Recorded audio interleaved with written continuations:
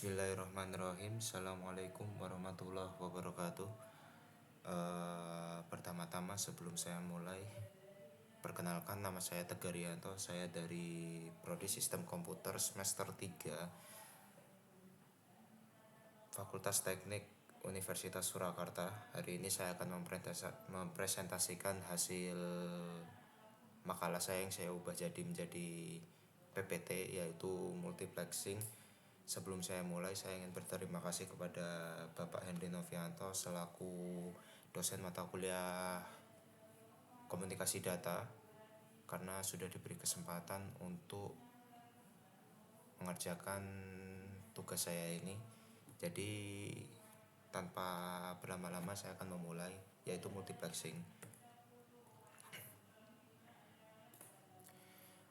Pengertian dari multiplexing. Multiplexing sendiri itu adalah teknik menggabungkan beberapa sinyal untuk dikirimkan secara bersamaan pada suatu kanal transmisi, di mana perangkat yang melakukan multiplexing disebut multiplexer dan yang disebut juga dengan istilah transceiver atau MUX, jadi semacam pengirimnya.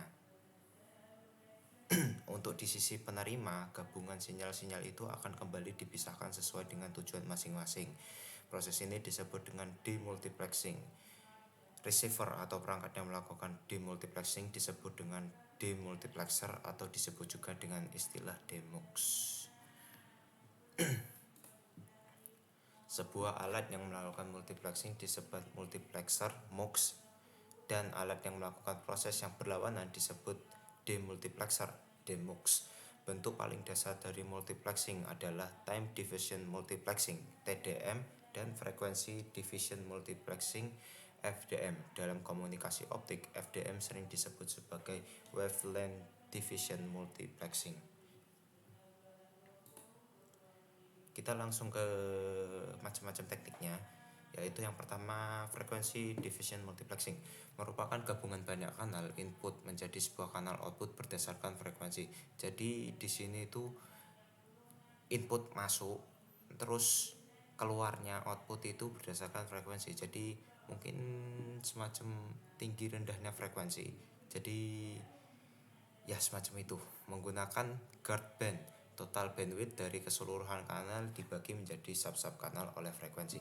Dalam sistem FDM, bidang frekuensi saluran dibagi menjadi bidang-bidang frekuensi yang sempit, di mana bidang-bidang tersebut masing-masing menghasilkan satu kanal. Penguat ulang repeater dalam sistem ini terdiri dari pengeras amplifier dan penyamarata equalizer yang masing-masing mengkompensir redaman oleh saluran dan cacatan redaman. Pada sistem FDM terdiri dari dua peralatan terminal yang menguatkan ulang saluran transmisi, repeater transmission line. Kita lanjut yang kedua, yaitu time division multiplexing. Time division multiplexing yaitu suatu jenis digital yang terdiri dari banyak bagian, di mana terdapat dua atau lebih saluran yang sama diperoleh oleh spektrum frekuensi yang diberikan, yaitu bit arus atau menyisipkan detakan-detakan yang mewakili bit dari saluran berbeda.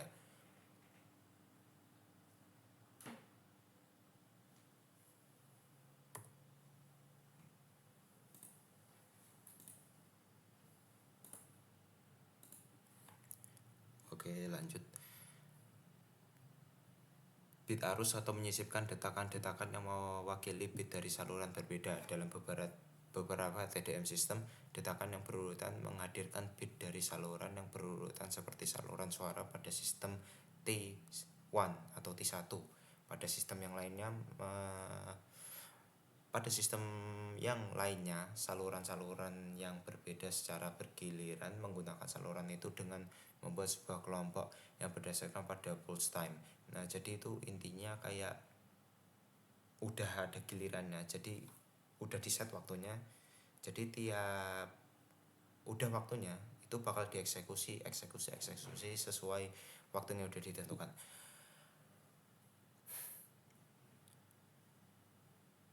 Apakah yang menjadi ciri dari TDM yang tidak beraturan, dalam kurung kasar, adalah belum ditempatkannya time slot pada saluran-saluran channel yang telah ditentukan. Kita kita masuk yang ketiga, yaitu Statistical Time Division Multiplexing. STDM adalah lanjutan versi dari TDM, di mana alamat terminal dua-duanya dan data dirinya dipancarkan bersama-sama untuk menghasilkan sebuah jalur yang lebih baik. Jadi seperti yang di awal tadi, tapi ini di kedua terminal dan data dirinya itu dipancarkan bersama-sama. Jadi hasil sebuah jalurnya itu bisa lebih bagus, lebih baik. Penggunaan STDM memperolehkan luas bidang bandwidth untuk dipisah menjadi satu baris. Banyak perguruan tinggi dan kampus menggunakan TDM jenis ini untuk secara mendistribusikan luas bidang bandwidthnya. Jika ada 1 megabit yang masuk ke dalam sebuah bangunan, STDM dapat digunakan untuk menyediakan 178 terminal dengan 65.000 koneksi, dalam kurung 178 dikali 86.000 itu 86 kilo sama dengan 9,96 megabit. Suatu penggunaan yang lebih umum bagaimanapun adalah hanya mewariskan luas bidang, dalam kurung bandwidth, ketika itu banyak diperlukan. Wave Division Multiplexing. WDM memiliki konsep yang sama seperti FDM, tetapi proses multiplexing dan demultiplexing dilakukan pada sinyal cahaya yang ditransmisikan melalui jalur fiber optik. Jadi mirip-mirip seperti FDM tadi. Kalau FDM tadi itu menggunakan frekuensi, nah sedangkan ini menggunakan sinar cahaya yang sarananya itu menggunakan jalur fiber optik serat kaca. Perbedaannya adalah frekuensi yang digunakan sangat tinggi. Operasi ini menghasilkan banyak serat virtual yang masing-masing dapat membawa sinyal yang berbeda. Teknologi WDM menggunakan multiple wavelength untuk mentransmisikan information melalui single fiber. Pada WDM, prinsip yang diterapkan mirip seperti pada FDM, hanya dengan cara membedakan panjang gelombang wavelength sinar. Sejumlah berkas sinar dengan panjang gelombang berbeda ditransmisikan secara simultan melalui serat optik yang sama dari jenis multimode optical fiber.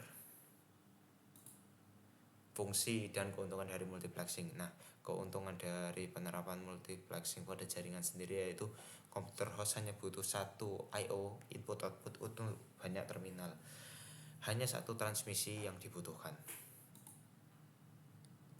Beberapa alasan penggunaan multiplexing: menghemat biaya penggunaan saluran komunikasi karena biayanya terhitung cukup murah, dan memanfaatkan sumber daya seefisien mungkin.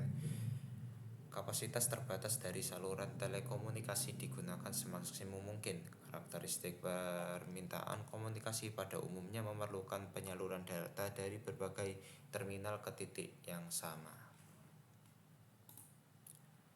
Fungsi dan keuntungan dari multiplexing. Secara umum, fungsi multiplexing adalah sebagai berikut: membantu berbagai koneksi pada semua mesin, memetakan banyak koneksi pada sebuah tingkatan antara sebuah koneksi yang lainnya.